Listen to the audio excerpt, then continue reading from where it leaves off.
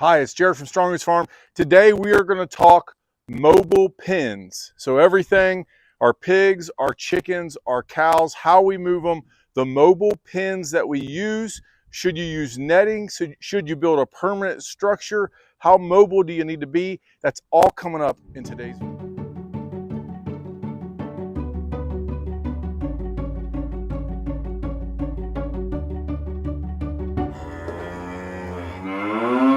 Before you start on this journey of building something or how you're going to do something or investing money into netting or gates or whatever it would be, you got to start with the evaluation. How are you going to evaluate your success in this? I don't think it's how many birds you can move in an hour. I don't think that's a success. I think how cheaply is one thing. The cost is huge. How much do you have to invest in the cost of this pen? How much effort, fuel, time, money does it take to move it? How hard is it to get feed and water to? How often do you have to move it? You got to evaluate all these kind of things when you're talking about a mobile pen structure. For pigs, how much do they tear up? Is netting better than a pen? We're going to evaluate all that today as we go and look at these things. I'll walk you through what I do. But understand, what I do may not be right for you. What Joel Salatin does may not be right for you. You need to evaluate how you're going to measure success and what's going to work best for you on your farm. So I just got done with the chores with the cows. We're going to take a walk up to our first pen, which is my mobile pig pen. I have not seen very many of these on YouTube. When I built these, I had never seen one that was successful. I will tell you as we get up here, this pen has been highly successful for us because it allows us to spend about 5 minutes a day moving the pigs. The negative with this pen, before you even see it, I'm going to tell you, is the weight. I have lots of farm equipment. I have 4 tractors. We've got big trucks. This is not a big ag production farm. This is a small regenerative farm, but I am blessed with years of doing this. I'm blessed with a great job. I did not have to pay for a tractor butchering 30 chickens at a time.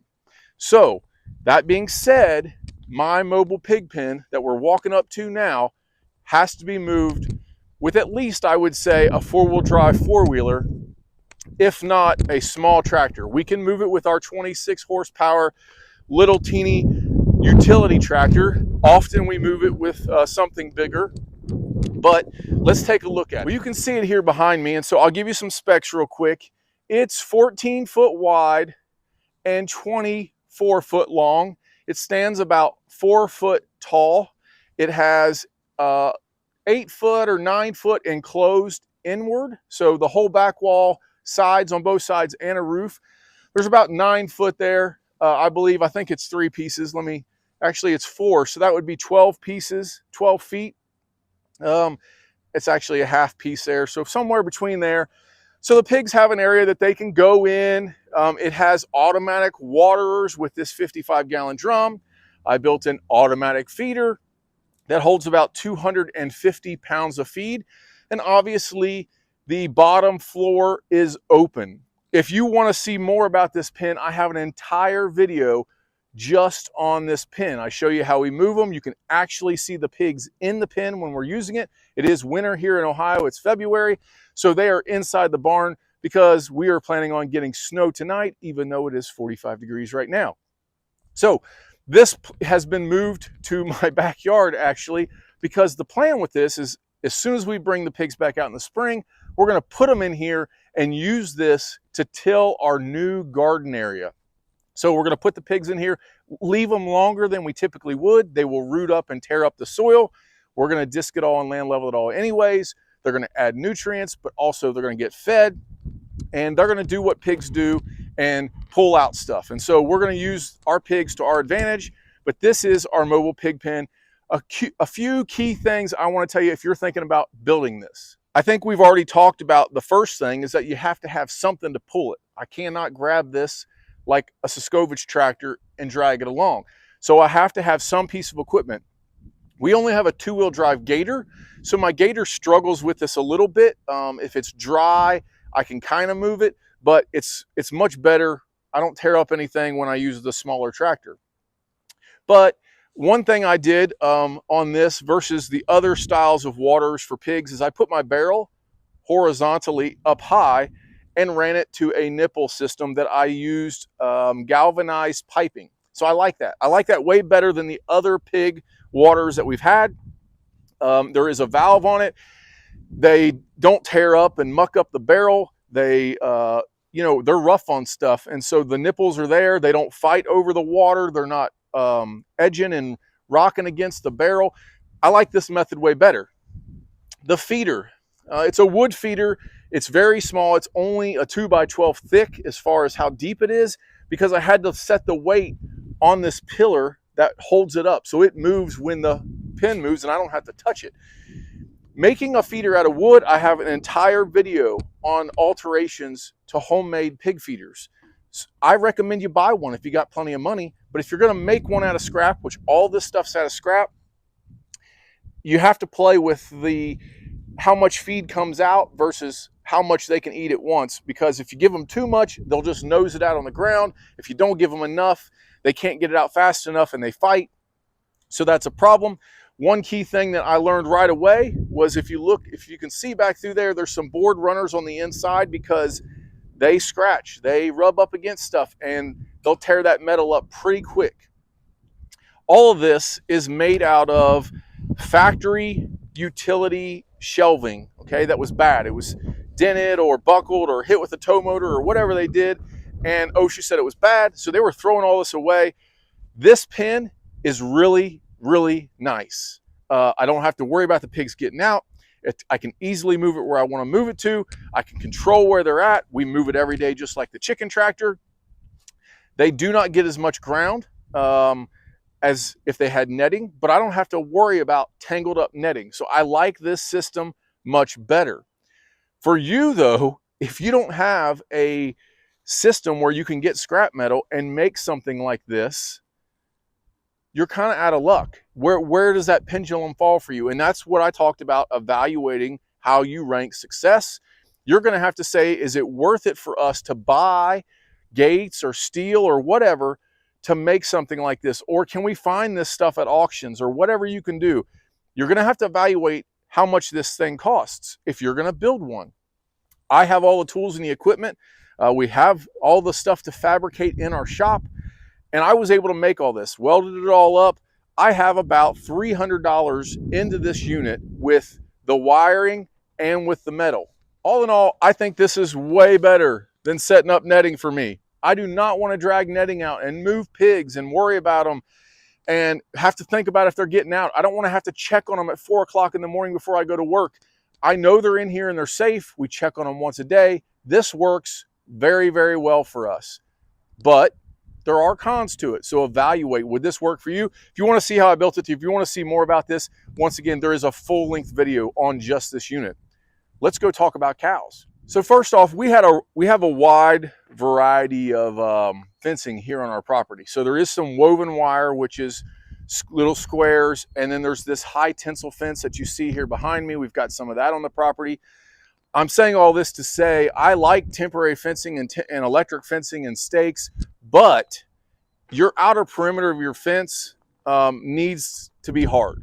There's a highway right there about 300 yards away from us, just a state route, but there's enough traffic on it. If a cow got out, we could have problems. There's also other farmers next to me that I have to worry about, and I also have to worry about the safety of my own animals. I would not use temporary fencing to move cattle without an outer perimeter. So don't use just temporary fencing. As far as cattle fencing goes, we have a wide variety of small reels, large reels, different stakes. So we use a lot of temporary fencing to move cattle through paddocks. I have tried them all. You can see, I mean, I have barrels of these things. So the gray fiberglass from TSC, these white ones came from TSC. These steel hoops, I like these probably the best. as far as quality of them. There's the O'Brien that Greg Judy uses, which looks similar to these ones from TSC, but they're about triple the price. They are much higher in quality. We have some large reels. And so here's what I'm going to tell you, and here's what I'm going to tell you I found over time with all this stuff. They all break. Everything that's plastic will break. So these hoops, these pigtail hoops, will last the longest. They are the sturdiest. But because they have this little foot step in, they're nice to step in, but they also get tangled up in a barrel or in your hand when you're setting them out. So if you set them off a four-wheeler, fine, but we carry ours.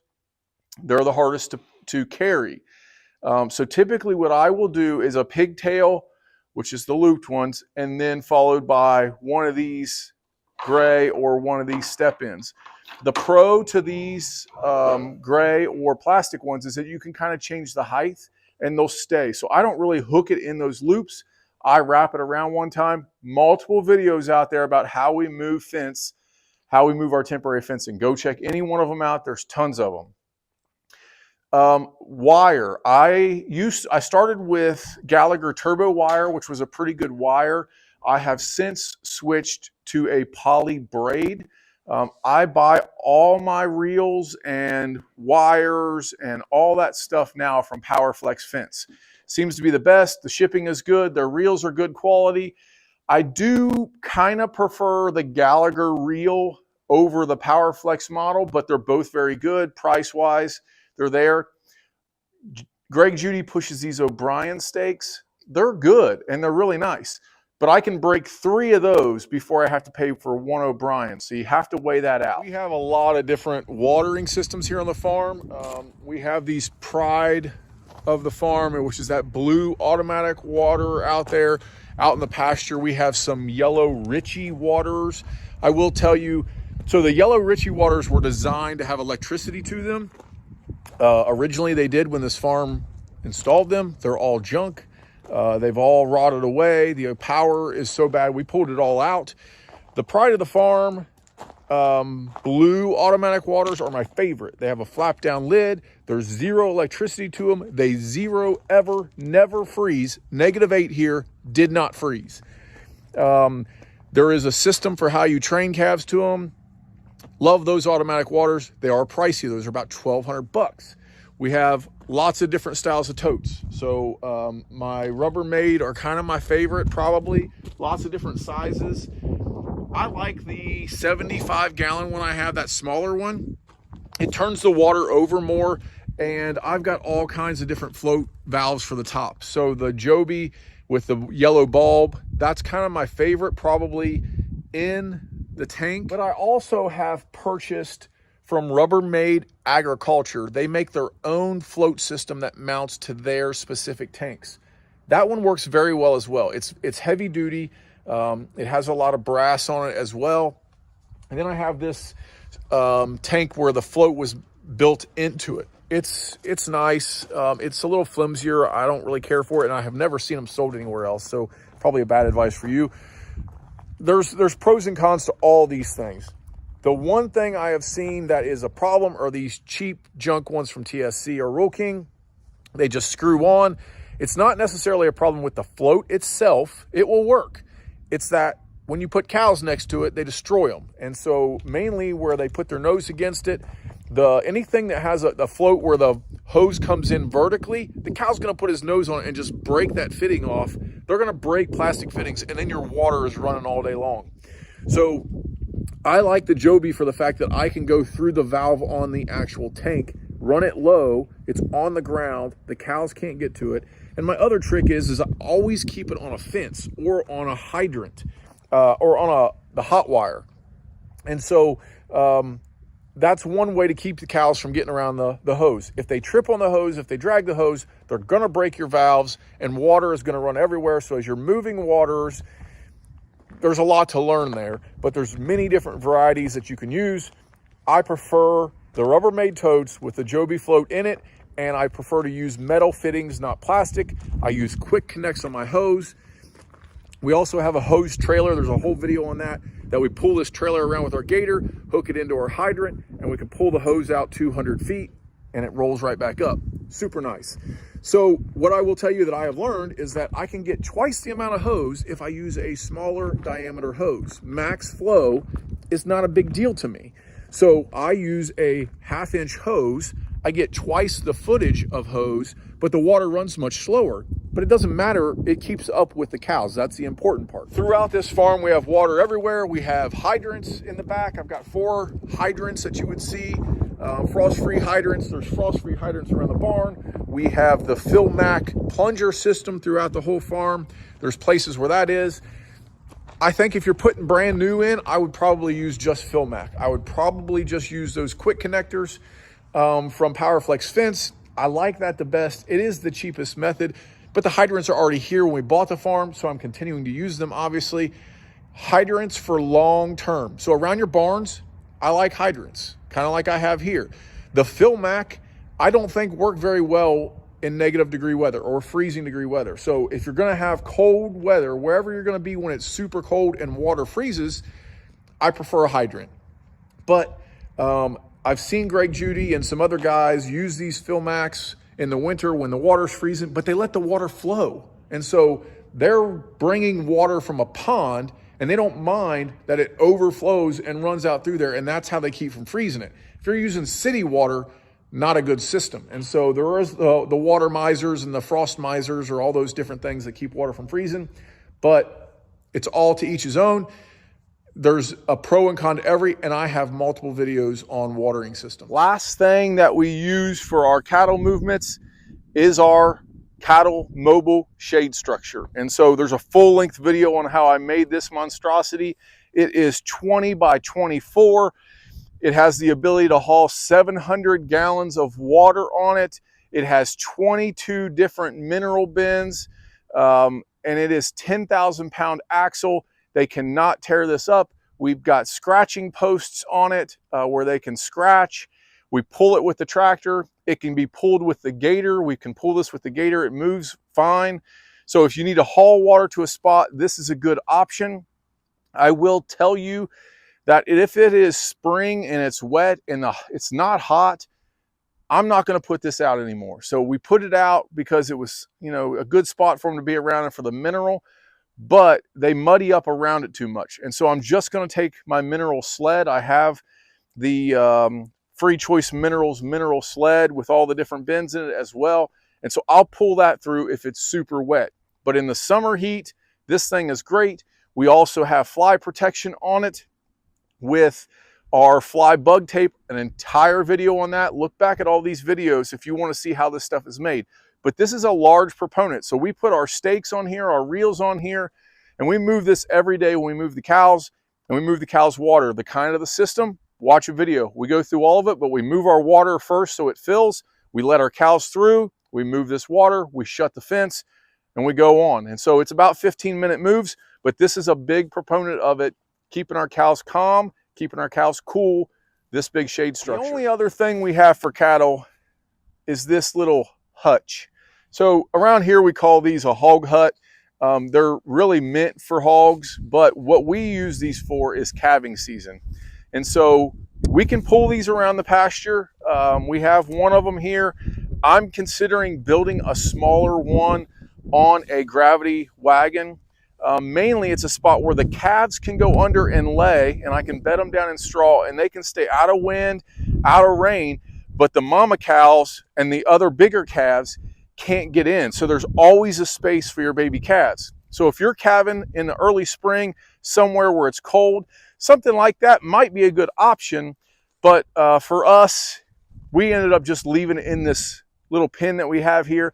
And if I have something that's going to drop and it's kind of cold, I can put them in here by themselves. They can have a hut and be safe and be warm. If I quarantine something for an antibiotic or something, this is where we do it at. And this is also where we unload any brand new calves. If we would happen to buy any calves, they stay in here and quarantine in here for a week.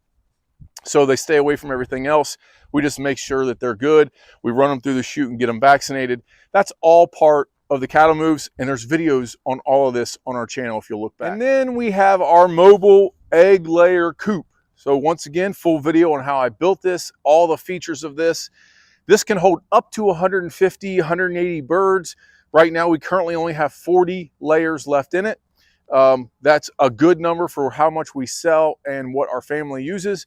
This thing is 14 by 24 long as well, with a 9-foot ceiling in the peak. Obviously goes down at the sides. It has a full heated, insulated coop in the back with a ramp, automatic doors, automatic feeders, automatic waters, automatic roll away, expensive nest boxes that I'm not 100% sold on, but it's all there. And so there's a whole video on this, but we like this system. Negative with this is it's very heavy. So it takes a good sized tractor to move this. We have a 45 horse tractor that we typically move things around with. It will get moved with my 25 horse. So the 26 horse John Deere that I have will pull this. The Gator will not. A 4-wheel drive 4-wheeler or a 4-wheel drive Gator may, but this thing is pretty stout, heavy built, 4 seasons. It's wonderful. Tons of pros and cons though. And so we like it. I can move these in 30 seconds a day. So I could technically move 150 layers in 30 seconds if I didn't have to collect the eggs. And then so whatever time on top of that you would collect eggs, however long that would be for you, it could be moved with that. I don't like netting.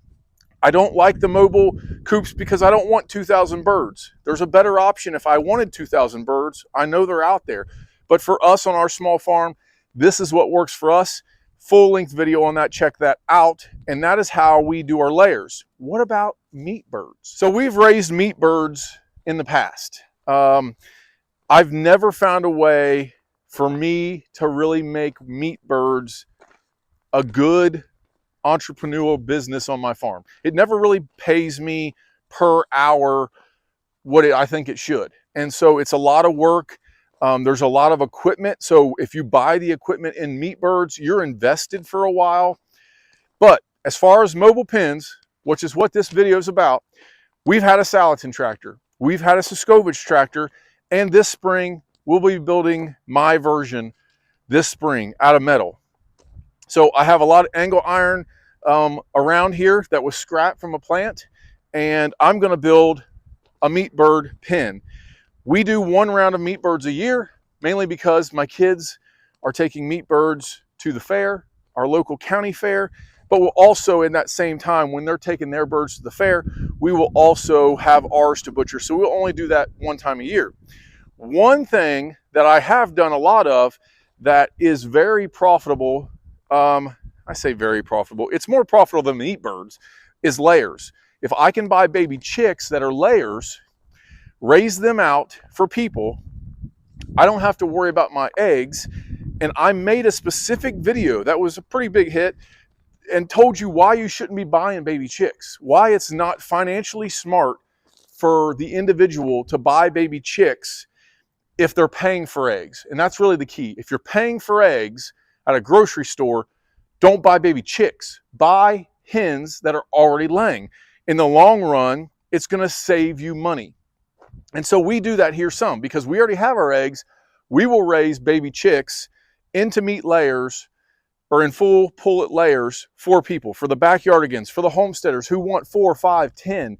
That's what we'll do. We sell them for $25 here in Ohio. And we've had success in that using the Salatin style tractors.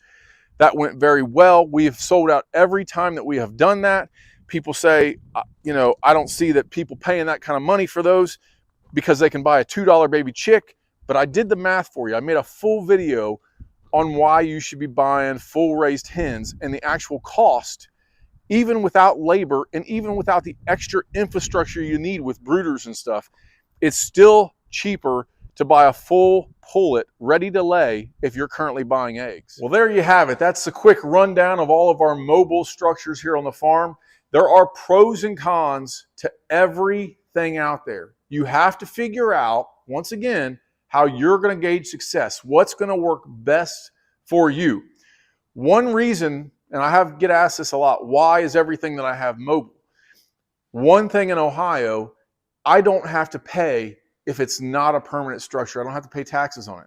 So those 14 by 24s and those 12 by 24s and the 24 by 24, all of those structures that I can move, I don't pay taxes on those buildings.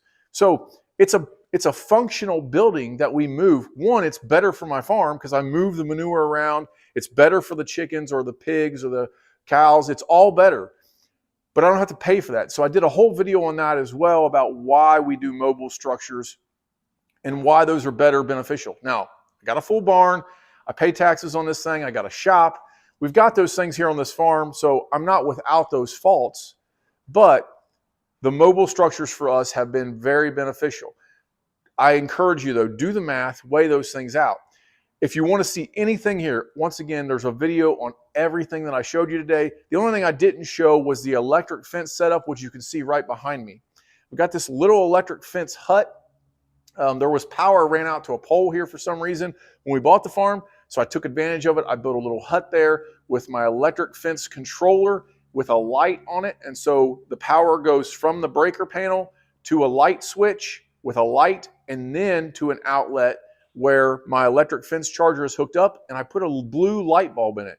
I did that for a reason because we can see that from the back window of our house. So at night when I go to bed, I think, did I remember to turn off or turn back on the fence? And I can see that blue light. People see it up and down the road and they text me, hey, your blue light's on, your fence must be working. And so that's what it is. It's a little hut outside. We can see it.